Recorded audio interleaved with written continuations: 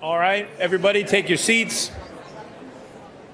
We're going to get started with the next burst of startups. First, I want to introduce the judges. We've got Tom Benedetti, Managing Partner at Blue Heron Capital in Richmond, Virginia. Jim Douglas, Partner at Fulcrum Equity Partners in Atlanta. And Mike Becker, Managing Director at Vocap Partners in Atlanta. Great. All right, so let's see what Greenville's own Hook Security is all about. There are over $10 trillion in damages annually from cybercrime, with 90% of successful breaches starting with a phishing attack.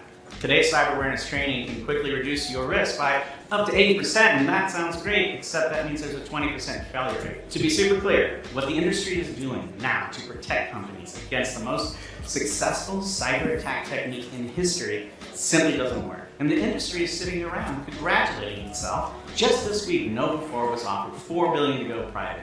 It's ridiculous. The solution is Hook Security. We are the next generation security awareness training platform that utilizes the principles of psychological security. Hook creates effective training experiences based off of the latest psychological research for businesses of all sizes. We do this by working through and with our channel partners. Hook Security generates revenue via a monthly B2B SaaS subscription model. The company generates over $955,000 in ARR from 357 subscribers and is growing at a 2.4x ARR rate.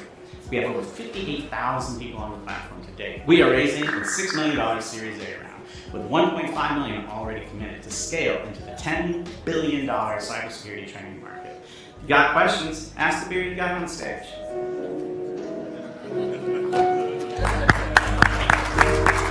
Hey, you guys are going to do great. Yeah. You guys are going to do great. You said $6 million, right? Okay, got it. Could you guys look around real quick and pick out 4 people, just with eyeballs? Go ahead, behind you is good. All right, of those new 5 friends, one of you is going to cause a security breach this year. Congratulations. That's it. That's what I want to do. All right, you want to start off? All right, well, I'll start with the obvious first question, just massive market relative to security. Yeah. Where do you start? What's the ICP? And kind of where do you go from there? So the problem is that it is so damn big. Like, where do you start? And so when I started doing and thinking through how do we want to go about this, what I really focused on first was supply chain, because one of the problems that we have in the driving market for cybersecurity is people don't usually buy cybersecurity because it's making them safe. They buy cybersecurity because of compliance hammers. So looking at the most underserved market in cybersecurity that has the highest compliance requirements that they don't know how to meet is the SMB market.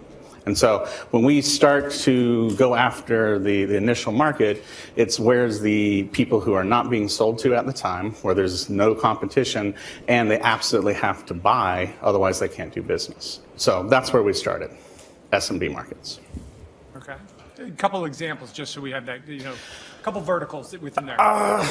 So the alcohol vertical is nice. I guess Bacardi's not SMB, but we find ourselves working through the managed service provider. So if you say, hey, who do you target? Is it healthcare? Is it, it's whoever the managed service provider is selling to. And there really are no verticals inside of MSPs that we've identified as better than the other, but where we're actually catching a lot of traction is in K-12 education, upper ed, and healthcare. Great video, great story, a big problem. We were investors in Fish Labs out of another good South Carolina company. And when we started in that business, it was all about detection and eradication of risk. And then it quickly became education, because the problem's so big, you got to educate your employees versus trying to stop the problem. We still ended up with a bit of both, but education was more important. There's a lot of competition in that space now. We sold to Help Systems. They're about to move towards DRM, which is digital risk management. How do you compete today with those guys? And then how do you stay in the game for this kind of broader digital risk management? Yeah, there's over 100 players now that have sprung up to get into this market. Right? There's 100 or so phishing platforms that are trying to do some kind of risk mitigation or risk prevention through education. And the problem is that we're still using the old techniques. So it's a bunch of Me Too companies doing exactly the same thing. And the way we differentiate right now is based off of content and the part of the brain that we're trying to actually train. So most of these companies are training, hey, I'm going to give you all the information, you're going to be an amazing cybersecurity expert, and your frontal cortex is just going to go to work every single day. And you're going to be completely safe until you're tired, until you have something that goes and maybe brings your energy down a bit, and your frontal cortex doesn't pick up, and then you click on a thing. So the thing that this whole industry is missing is new brain science on how to actually train the different parts of the brain that have more capacity for risk discovery, which is, and I will now absolutely mispronounce this part of the brain, amygdala. Can I get a help? There you go. So that's the fight or flight. That's the one that is either going to dump cortisol and tell you that you're in danger, or it's going to give you that dopamine hit to say things are going good. And so the science that we're working on through the training that we're doing is developing how do we train a different part of a brain that has passive risk management and passive risk detection versus I got to teach you to be a cybersecurity consultant to keep yourself safe. Does that make sense? Sound good. Are we recording this? Sweet. Oh, sorry, I was just wiring $6 million to a Nigerian prince. Oh, yeah, no, he's good. No, he's good. There's a lot of, when you see the phishing landscape, it's constantly changing. Yeah. When you start seeing observed changes, how are you guys staying ahead of it? Well, the thing is we've got a lot of changes in the phishing landscape. Are you talking about the different risks coming in? Yeah, just there's constantly changing. You guys have to bring up content. How are you staying ahead of that? So you don't stay ahead of it very well because the entire industry reacts. What was the threat last month? Okay, let's create a video about that. And so that's why the brain science has to change. We have to be able to teach the brain how to become resilient to manipulation through technology, not to how do I detect a cyber attack. Because we can't do that. We're always behind the ball. That's why we only have an 80% success rate on no matter what the phishing company does, we're hitting that hard barrier. And so, yes, we can do 0-day stuff and cut content out very, very quickly, and that's great. But where the future of the disruption of this $10 billion market is changing the problem that we're solving. And the problem that everybody else is solving is I'm going to teach you to detect the attack, which means I'm always going to be behind whatever the attacks are, versus I'm going to teach you how to detect manipulation, and you're going to respond to that in, I would not quite subconsciously, but the way that you would if you saw a snake on the ground. Like, oh crap, I'm not processing, I'm just reacting. And that's what we're looking for, is a pattern interrupt to make you stop and give your frontal cortex a chance to deploy what you know. Right, so just to follow up on Jim's question a little bit on the competition, the bigger players that are out there, well-funded. Oh, yeah. I'm an MSP, and I've got Mimecast, and they've got a suite of security products, and I'm going to say they're going to basically try to say, well, we do all that. You don't need to worry about that. And if I'm busy in an MSP, how are you going to overcome that in order to be able to give a better solution? No, we just gave up. We're like, dang, that's a hard question. Right. And then we go get coffee. No, that's not true. There's two different plays here. One is the actual product, the users that we're trying to help, and that's what psychological security is all about. How do we do better training? But the market actually doesn't care about that. What the market cares about, especially our resellers, is how easy is it to use, what are my margins, and can I make money while keeping people safe? So the reason why people pick Hook Security is because we are absolutely focused on the channel and our partnerships. When my first company was a reseller of IBM. And my number one competitor was IBM. So what happens in the MSP channel is that as soon as they sell enough product, the vendor comes in and takes their customers. So we have an ecosystem where we build rabid fans of these MSPs or distributors who we co-sell with and put on paper that we are not allowed to take your customers. We do all the things that I wish IBM would do when I was selling on their behalf. So very, very stickiness. And so why do they choose us? Often it's because we do the stuff for them, right?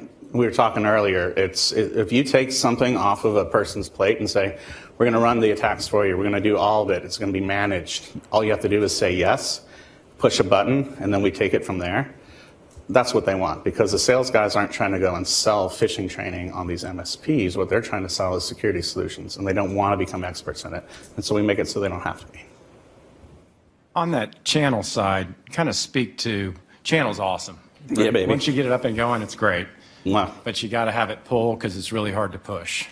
Talk about how you're kind of breaking through that. I realize you're dealing with a product that has a little bit of pull to it already, but how does that work in your world? It took longer to break through than I thought it was going to. And also, once you get a channel partner, it's a struggle to get them to actually sell your product. And so we've spent our first couple of months, we're like, we're crushing it, guys. Look at all these.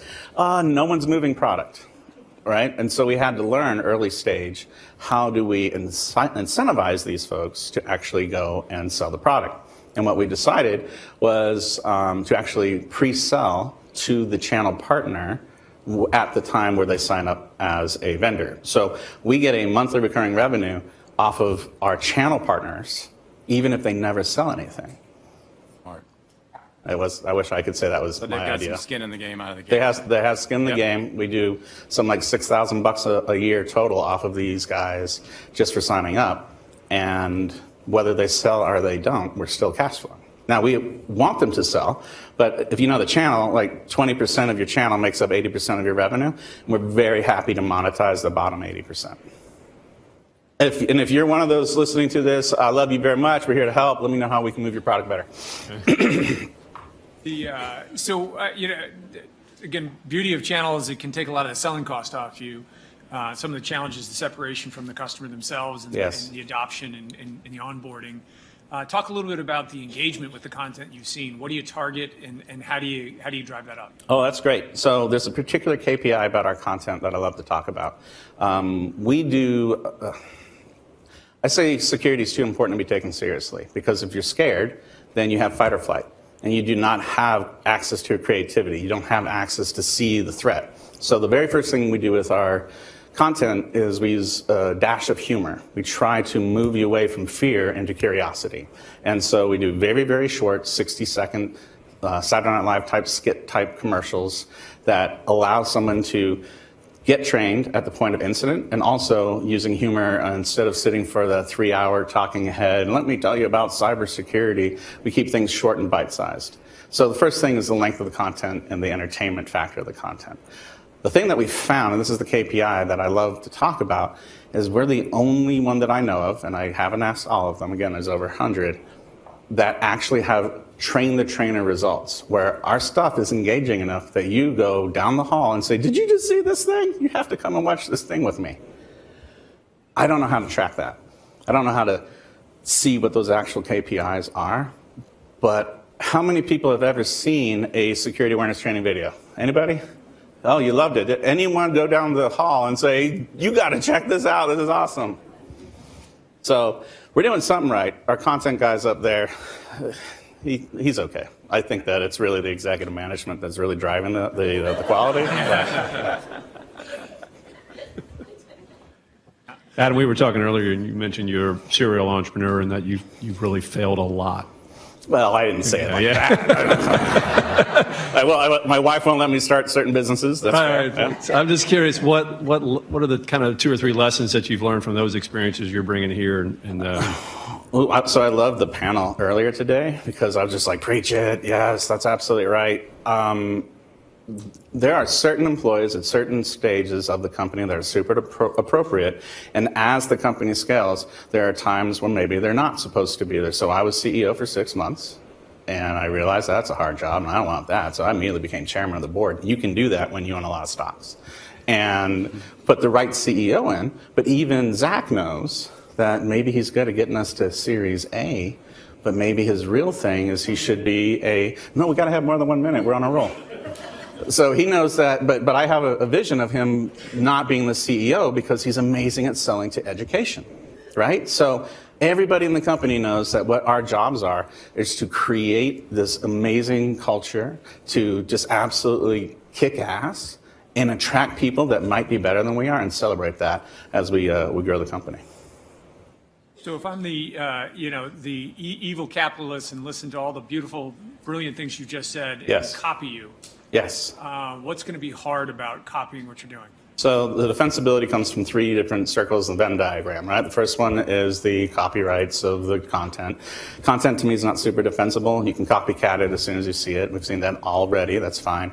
The second is the science and the brain science, because you might copy my content, but as we're developing what actually is going on, you're going to miss the beats. It's like asking somebody not funny to tell a Dave Chappelle joke.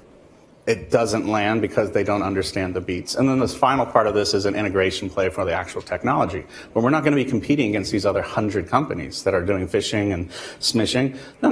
We're going to integrate with all of them and be that middle platform play. So they'll never be able to say, we already got one. We don't need you. Like, yeah, you do. Of course you need me. Come on.